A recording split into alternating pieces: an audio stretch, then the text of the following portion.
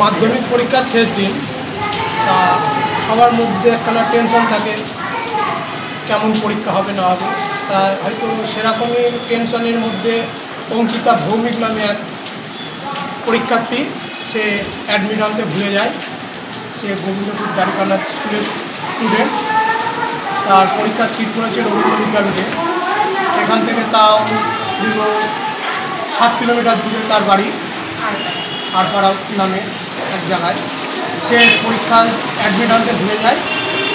সে কারণে আমরা এখানে কর্মরত ডিউটিতে ছিলাম।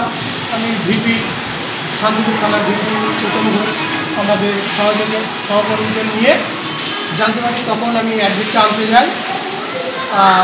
ওর টেনশন করছিল, আমাদের ভিডিওকে বোঝাই, তারপরে ওকে আশ্বাস দেওয়া হয় এবং অ্যাডমিটটা নিয়ে এসে ও যাতে পরীক্ষাটা দিতে পারে সেইভাবে আমরা পরীক্ষা কেন্দ্রে ওর অ্যাডমিটটা পৌঁছে দিই।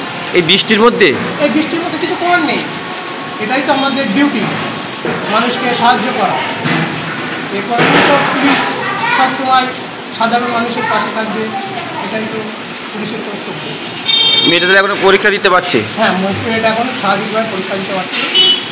কতক্ষণ সময় লাগলো আপনার যেতে আসতে?